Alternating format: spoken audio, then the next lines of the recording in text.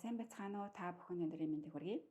Өнөөдрийнхөө бичлэгээр эх 20 жилийн туршид хилэнцгийн ордны танд ямар төрлийн эрчим ирээд та юугаа илүү анхаарах ёстой вэ гэдэг талаарх мэдээлэл хилэнцгийн ордныхондоо зориулж байгаа бичлэг. За, юу ч гэсэн ихлэ тайлбараа явуулъя. Одоо урд нь бичлэг үзэг байгаа хүмүүсээс байж магадгүй. Эх 20 жилийн турш гэж яриад байгаа. Тэр нь одоо 19-ний өдөр эхэлнэ. 2024 оны 11 сарын 19-наас эхэлж байгаа 20 жилийн энерги. За ямар 20 жилийн энерги вэ гэхээр дэлхийн гариг хилэнцгийн ордыг хэрэгжээдэг байхгүй юу? Энэ энерги маань хумхын ордны эрчим рүү шилжинэ. За тэгээд энэ хоёр эрчим хоорондоо ингээ хоршохороо хоорондоо уналтын эрчим гэж яригддаг. Яагаад гэвэл энэ хоорондоо зөрчилтэй эрчмүүдийг унгаадаг. Ялангуяа хилэнцгийн ордны таныг унгааж байгаа эрчим орж ирж байгаа гэсэн үг.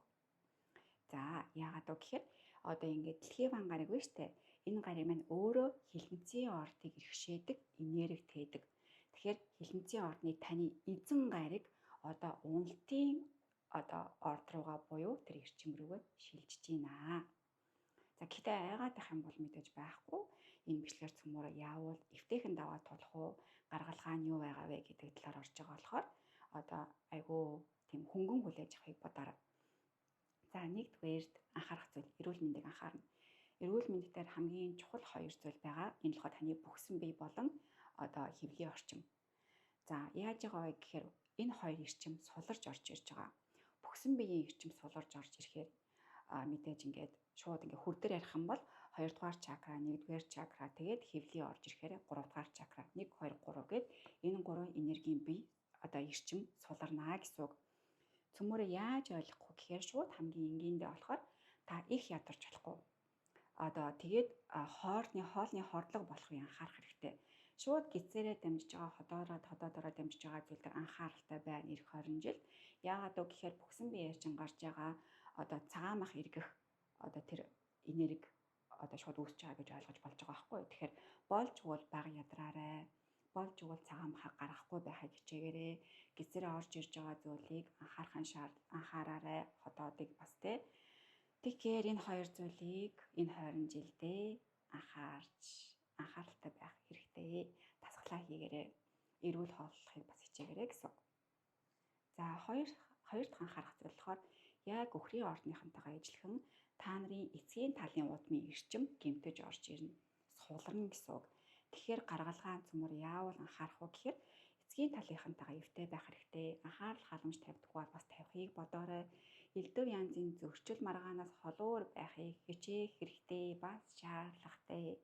Эрэгтэй эрчимтэй сөргөлдөж байгаа эрчим орж ирж байгаа. Энийг энгийнээр яаж ойлгох вэ?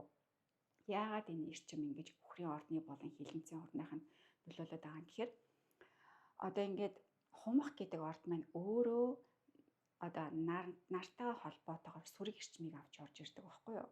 Нар маань өөрөө болохоор эцгийн энергийг дагуулж идэг эрчим. Гэтэл хилэнцгийн ордны эрчим эцэгтэйгээ муу байгаа эрчим рүү тавхиад орчхоор уугаасаа эцгийн талын эрчим уннаа гэд ойлгочиход бараг болно. За 3 дугаарт нь мөнгөний энерги орж ирж байгаа. Мөнгөн дээр бодолтой одоо зээлтэй болов кэгчээ бити удаагаарай. Учир нь эрчмүүд унсаар л байх болно. Болж өгвөл зээлтэй байх юм бол буртхан шиг зээлээ өгчдөг, авлагатай байх юм бол газ авчдаг. Мөнгөтэй холбоотой эрчмийг маш зөв, маш хурдан, маш ухаалаг хянамга явуулахыг хичээгээрэй.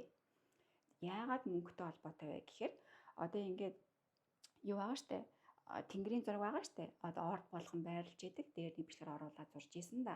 Тэрэн дээр болохоор хилэнцгийн ордны эрчим буюу энэ дэлхийн гаригийн эрчим маань энэ бөөрийн хий тэнгэрийн зургийн доторх одоо мөнгөний орон зайд байрладаг байхгүй юу? Өөр уугаасаа мөнгө, үхэл, далд шид гэдэг их тэм гүн гүнзгий энергиудыг агуулж идэг эрчимд байрлаж идэг болохоор энэ эрчим маань өөрөө сөрөг уналтын эрчим рүү ороод ирэхээр таны мөнгөний эрчим өөрөө хамрагдж байгаа гэсэн. Тэгэхээр энэ эрчмийг бас айгуу тийм бодолтой өнгөрүүлэх 20 жилийн байгаа шүү. За одоо хамгийн сүүлийнх нь болохоор хилэнцгийн ордных маань өөрөө өөртөө зөрчилдөх эрчим ирж байгаа. одоо үхрийн орныг ярьсанда ингээд гаднаас аягүй их дарамт чахалт орж ирээ шүү. Тэр дарамт чахалтыг те ингээд тэгээд ингэрээ гэж зөвлөгөө өгчээсэнтэй адилхан хилэнцгийн орны танилцахаар дотоодоос ч гарч ирэх зөрчил маш их үүснэ. Тэгэхээр боолжгууд өөрөө өөртөө зөрчилдөхгүй байхыг хичээгээрээ одоо бодлыг те бас хянах хэрэгтэй, гаргалгаагаа аягүй зөв гаргахыг хэрэгтэй. Дотоод хүч чинь бас ихсэн энэ хүчийг зөвхөн өөртөө битгий зориулаад байгаараа бас бусдад бас зориулж гаргах хэрэгтэй. Тэгвэл дотроосоо бас ингээд тэмцэлтэй тэр эрчим чинь бас тесрэх юм аюултай байгаа. За тэгээд ийм эрчмүүд та бүхнийг хүлээж байгаа болохоор одооноос маш ухаалгаар гэд гаргалгаагаа зөв гаргаад яваад байхыг хичээгээрэй.